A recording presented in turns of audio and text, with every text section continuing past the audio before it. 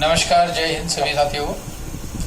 आज हम IGNOU BA first year का हिस्ट्री की जो हमारी बुक है BHIC 132 भारत का इतिहास लगभग 300 ईसा पूर्व से 1206 ईस्वी तक, इसे हम करने जा रहे हैं। इसमें जो हमारा टॉपिक है वो टॉपिक है अर्थव्यवस्था, समाज, संस्कृति एवं राजतंत्र व्यवस्था। किसके संदर्भ में? गुप्त साम्राज्य के संदर्भ में। अगर हम बात करें गुप्त साम्राज्य के प्रशासन की, तो गुप्त साम्राज्य के प्रशासन की अभी हमने गुप्त साम्राज्य के बाद पीछे बात करी थी तो उसमें हम बात करें इनके प्रशासन की, तो कोई भी वंश आया, चाहे वो गुप्त वंश था, चाहे वो मुगल वंश था या आपका मौर्य वंश था, हर किसी वंश ने अपनी अपनी राज व्यवस्था को चलाने के लिए प्रशासन का कामकाज देखा था।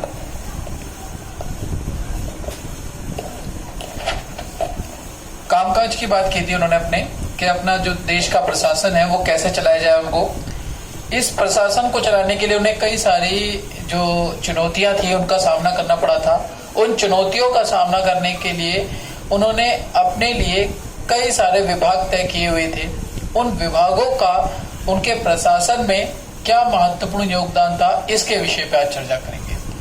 तो पहले तो हम गुप्त वंश के प्रशासन की बात करें तो गुप्त वंश उन क्षेत्रों के प्रशासन में कोई हस्तक्षेप नहीं किया करता था जो उनके सामंतीय आधिपत्य के स्वीकार कर लिया करते थे। यानी कि जो लोग उनका शासन व्यवस्था को एक्सेप्ट कर लेते थे, सामंत व्यवस्था के लोग, वो उन पर अपना कोई प्रशासन नहीं करते थे, बल्कि उनके द्वारा प्रशासन किया जाता था।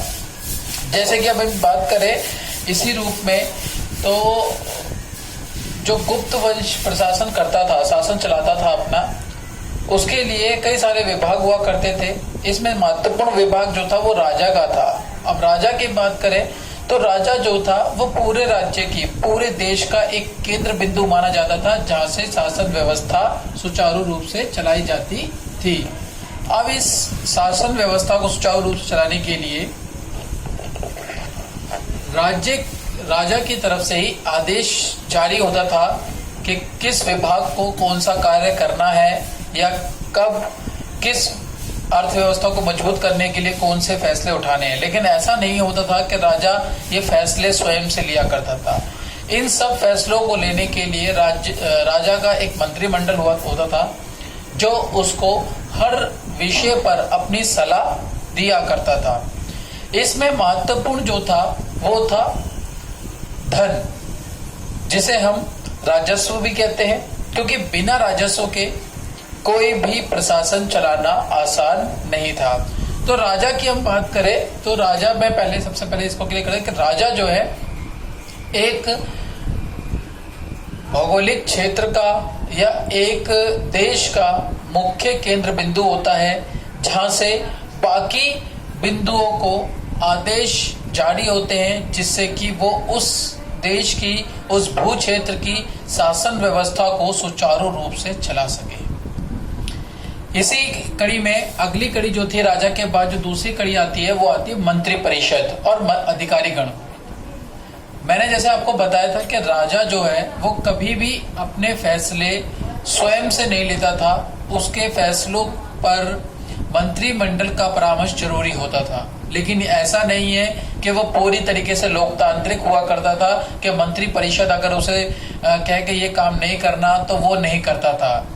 राजा अपने विवेक से भी काम करता था। अगर उसे लगता था कि मंत्री परिषद उसे कुछ काम को करने से मना कर रहे हैं लेकिन वो उस काम को करना चाहता है, तो वो मंत्री परिषद के बिना भी उन कार्यों को कर लेता था। क्योंकि राजतंत्र व्यवस्था थी। राजतंत्र का मतलब ही होता था कि राजा का शासन, राजतंत्र में राजा का शासन होता है जिसमें राजा अपनी विवेक अनुसार, इच्छा अनुसार कार्य करता है। जैसे कि इसी कड़ी में मैं आपको एक वेस्टर्न पॉलिटिकल थिंकर का एग्जाम्पल देना चाहूंगा। मैकियावेली का नाम आप लोगों ने सुना ही होगा। मैकियावेली ने अपनी बुक द प्रिंस में अपने राजा के लिए कुछ हिदायतें दी थी। उसने कहा था कि राजा को शेर की तरह ताकतवर और लोमड़ी की तरह चालाक होना चाहिए। यानी राजा को शेर की तरह ताकतवर इसलिए होना चाहिए ताकि वो हर सिचुएशन को आसानी से संभाल सके, लेकिन लोमड़ी की तरह चालाक इसलिए कि कभी कभी सिचुएशन उसके अनुरूप सिचुएशन होती थी वो उसके अनुरूप नहीं होती थी, उसके अनुसार नहीं होती थी, तो उस समय वो अपनी चालाकी का प्रयोग करते हुए उस सिचुएशन को अपने अनुरूप कर ले, उस समय को अपने अनुसार कर ले। तो इसलिए राजा जो था कि स्वयं से निर्णय लेने के लिए भी सक्षम होता है। इसी कड़ी में हम बात करें मंत्री परिषद और दूसरे अधिकारी गण।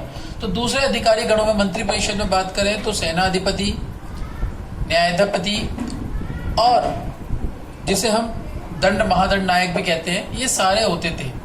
अब अधिकारी गण, जैसे अगर हम आज की लोकतांत्रिक व्यवस्था की बात करें, लोकतांत्रिक व्यवस्था में अलग अलग हमारे विभागों के मंत्री अलग अलग हैं और हर विभाग का अलग अलग अधिकारी होता है। इसी तरह उस समय में भी मौर्य वंश हो या गुप्त वंश हो, उस समय में भी हर अधिकारी गण अलग अलग विभाग के अलग अलग अधिकारी गण हुआ करते थे। मंत्री परिषद भी अलग अलग हुआ करती थी जो अपने अपने विभागों से संबंधित राजा को परामर्श दिया करते थे और राजा उनके अनुसार या उन परिस्थितियों को देखते हुए अपने फैसले लिया करता था। तो प्रशासन में हम बात कर रहे थे, हमने पहला इंपॉर्टेंट पॉइंट डिस्कस किया राजा, दूसरा इंपॉर्टेंट डिस्कस है हमारा मंत्री परिषद और अधिकारी गण। जैसे कि कहते हैं कि अधिकारी गण जो होते हैं, अधिकारी गण और मंत्री परिषद, वो राजा के आंख और कान की तरह होते हैं। यानी अधिकारी गण और मंत्री परिषद जो उसको दिखाते हैं, जो उसको सुनाते हैं, राजा को वही सत्य लगता है, उसके अलावा उन्हें सत्य नहीं लगता, क्योंकि अधिकारी गण और मंत्री परिषद सीधे सीधे अपने विभागों के माध्यम से जनता से रूबरू होते हैं। लेकिन राजा का ज्यादातर साक्षात्कार यानी कि जनता के आमने सामने होना एक दरबार के माध्यम से होता था, ना कि किसी विभाग के माध्यम से। और बाकी सभी विभागों पर नजर रखने के लिए राजा अपने मंत्री परिषदों का या अधिकारी गणों का सहयोग लेता था, जिससे कि वो अपने प्रशासन को सुचारू रूप से चला सके। इसी में हमारा तीसरा पॉइंट है प्रशासन को चलाने में सेना एक बहुत बड़ा इंपॉर्टेंट रोल प्ले करता है। उस जमाने में भी सेना का बहुत बड़ा योगदान था और आज वर्तमान जो लोकतांत्रिक व्यवस्था है उसमें भी सेना का बहुत बड़ा योगदान है।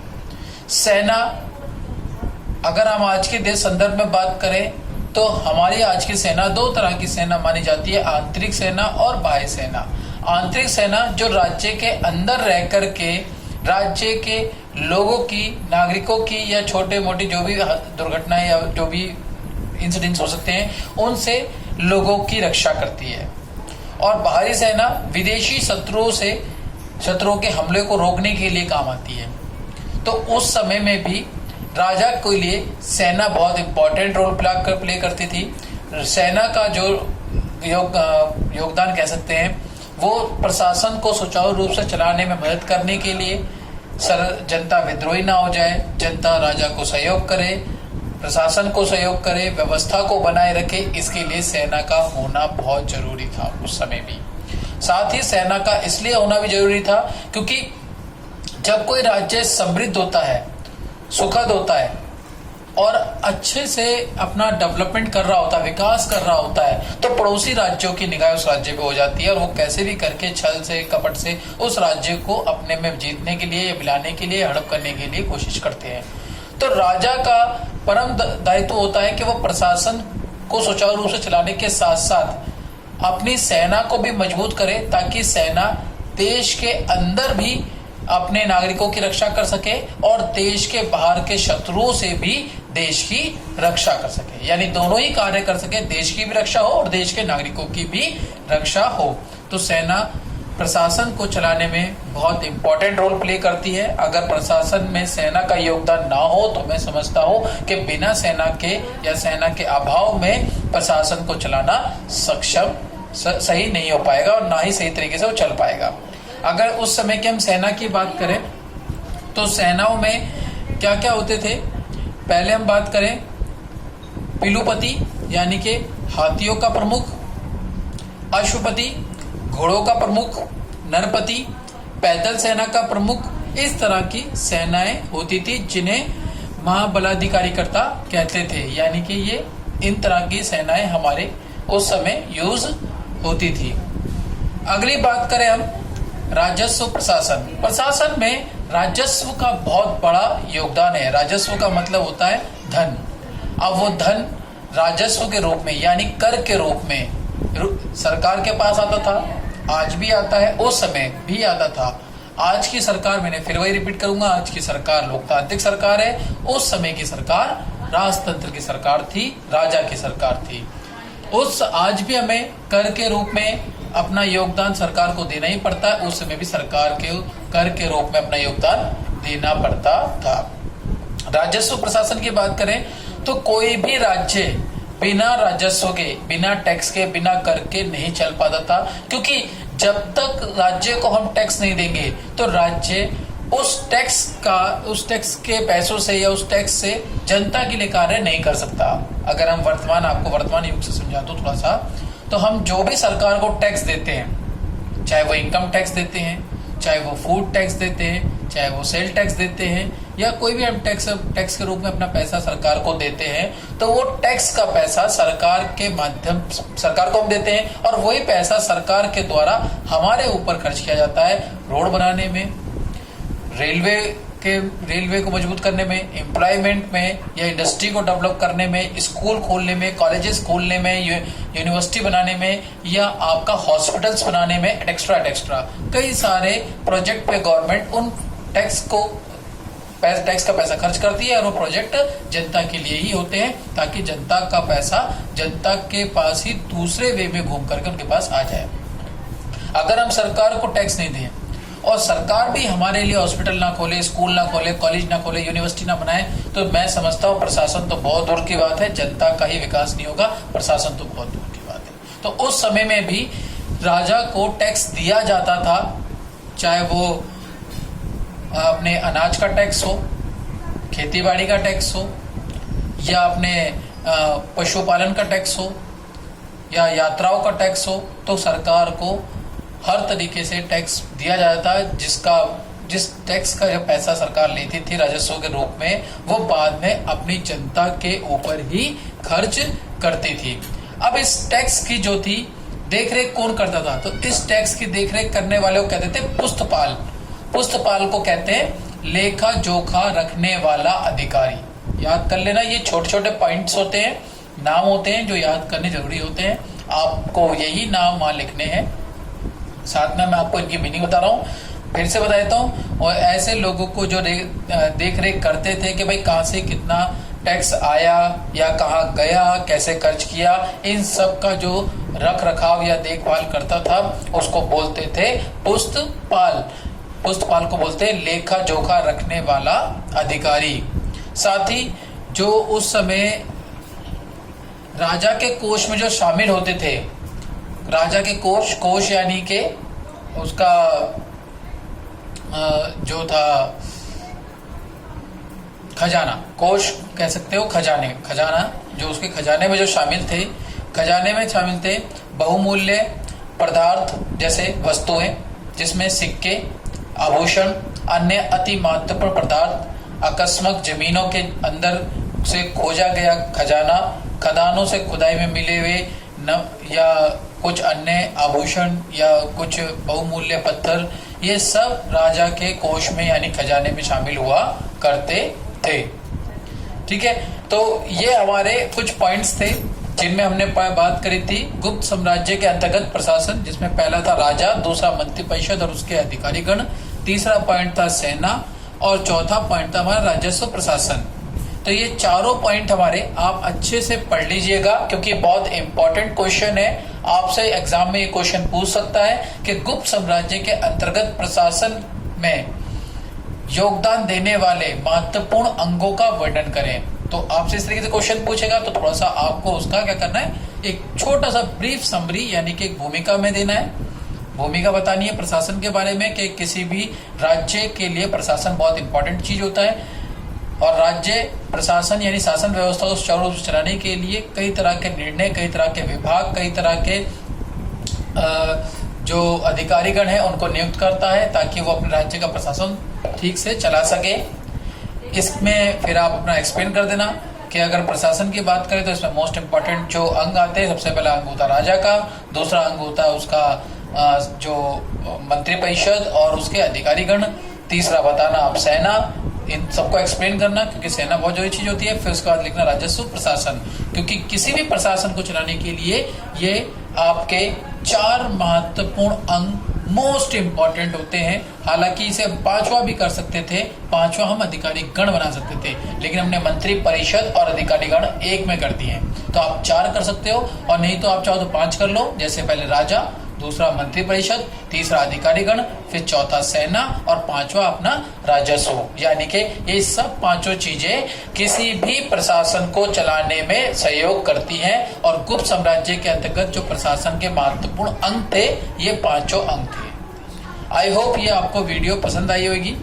ये वीडियो अगर पसंद आए तो इसको लाइक और सब्सक्राइब करना, साथ ही बेल आइकन का जो बेल आइकन है उसे प्रेस करना ताकि कोई भी वीडियो का नोटिफिकेशन आपको सबसे पहले मिल जाए। अब इसकी जो नोट्स है, ये वाला जो नोट्स था कि गुप्त साम्राज्य के प्रशासन के महत्वपूर्ण अंग, इसका जो नोट्स है ये मैं आप लोगों को डिस्क्रिप्शन बॉक्स में दे दूंगा। और साथ ही जो स्टूडेंट मेरे साथ बीए फर्स्ट ईयर इग्नू के जुड़े हुए हैं व्हाट्सएप के माध्यम से, मैं उन लोगों को ये ग्रुप में ये पीडीएफ नोट्स इसका दे दूंगा। आप लोग इसे देख लीजिएगा, समझ लीजिएगा। कोई डाउट हो तो आप मुझे ग्रुप में भी मैसेज करके बता देना कि सर इसमें कोई डाउट था, तो मैं आपका डाउट्स भी क्लियर करूंगा। साथ ही इसमें भी आप पूछ सकते हो, यहाँ पे भी आपका डाउट्स क्लियर करूंगा। अभी ये हमने पार्ट 1 बनाया है, इसका पार्ट 2 करेंगे। पार्ट 2 में हम अर्थव्यवस्था की बात करेंगे, समाज की बात करेंगे, संस्कृति की बात करेंगे। तो जल्दी से हम ये पूरा टॉपिक क्लियर करेंगे और जो भी डाउट्स हो आपको वो क्लियर कर लेंगे। अब अगली बात करता हूं मैं आपके असाइनमेंट्स की। कुछ स्टूडेंट्स ऐसे थे, काफी मुझे फोन करके या मैसेज करके बता रहे थे कि सर मुझे असाइनमेंट में प्रॉब्लम आ रही है या फिर उसमें प्रॉब्लम आ रही है कि असाइनमेंट में कैसे भेजूं, कैसे करूं, कुछ समझ में नहीं आ रहा है। तो मैं आपको बता दूं कि मैंने आप लोगों को, एक मिनट होल्ड करना,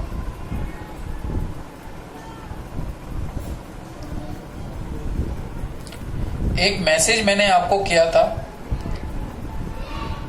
और वो शायद आप लोगों ने नहीं देखा, मैं उसको आपको दोबारा से बता दे रहा हूं।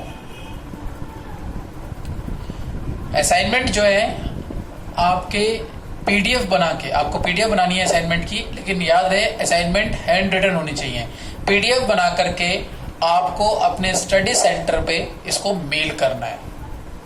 और हमने हमारे जो स्टडी सेंटर है श्यामलाल कॉलेज का, उसमें 2 ईमेल आईडी बनाई थी, मैंने आपको दोनों भेजी थी। उसमें सब साफ साफ लिखा था, मैं एक बार फिर भी पढ़ देता हूं आपको। स्टूडेंट में submit their scan copy of handwritten assignment for this session July 2019 for the PG program. PG program वाले कहाँ डालेंगे, यानी पीजी मतलब पोस्ट ग्रेजुएशन वाले, होता है assignment 0769@gmail.com। और जो यूजी प्रोग्राम वाले, यूजी मतलब अंडर ग्रेजुएशन वाले, वो डालेंगे assignment 0769UG@gmail.com। ये श्यामलाल कॉलेज के स्टडी सेंटर की मेल आईडी है। आप इस पे अपने वाले पे डालें, बीए वाले यूजी वाली साइड पे डालेंगे और पीजी वाले पीजी वाली पे। ये ध्यान रहे आप लोग असाइनमेंट हैंड रिटन डालें, स्कैन कॉपी डालें, साथ में अपना आई कार्ड जरूर लगाएं। और भी कोई डाउट हो तो आप मुझे व्हाट्सएप ग्रुप पे मैसेज करके पूछ सकते हो, ठीक है। इसका आगे का टॉपिक हम नेक्स्ट वीडियो में कवर करेंगे। फिलहाल आप ये वीडियो देखिए, इसका पीडीएफ मैं आपको सेंड कर रहा हूँ, ग्रुप में अभी सेंड कर रहा हूँ, बाकी डिस्क्रिप्शन बॉक्स में भी दे ही दूंगा। और जो भी डाउट्स हो क्लियर कर लीजिए अभी, ताकि हम दूसरी वीडियो अपनी इसके आगे की वीडियो बना सकें। तब तक के लिए घर में रहें, सुरक्षित रहें। जय हिंद, जय भारत।